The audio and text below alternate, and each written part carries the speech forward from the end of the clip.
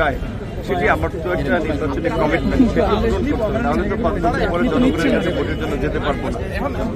তরুণদের জন্য আপনার কি প্ল্যান রয়েছে? প্রথমে কি কাজ করবেন বা হাত দিবেন?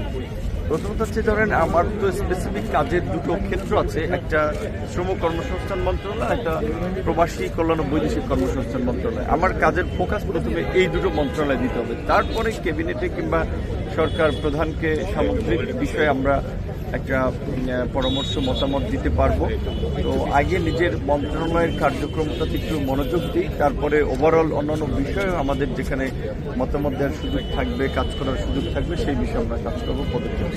ছাত্রনেতা থেকে সংসদ সদস্য, সেখান থেকে ক্যাবিনেটের মন্ত্রী, অনুভূতিটা কি?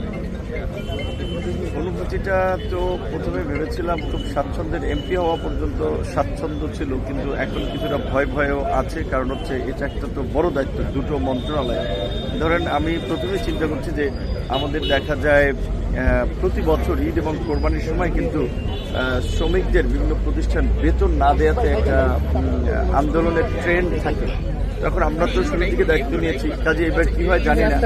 এখন আমি সবসময় তো সাধারণ মানুষের জন্যই কথা বলেছি, তাদের অধিকার নিয়ে আন্দোলন সংগ্রাম করেছি, তাদের জন্যই বলা চলে জীবনের যত ত্যাগ স্বীকার করেছি। তো এই মানুষদের জন্য কি করতে পারবো না পারবো এটা নিয়ে একটু ভয়। তো আশা করি আমার প্রতি সবার একটা ইতিবাচক দৃষ্টিভঙ্গি আছে, দোয়া আছে, পারবো যে কোনো চ্যালেঞ্জ মোকাবিলা করি ইনশাল্লাহ। আমাকে যে দায়িত্ব দেওয়া হয়েছে সেটা আমরা সফল করতে পারবো।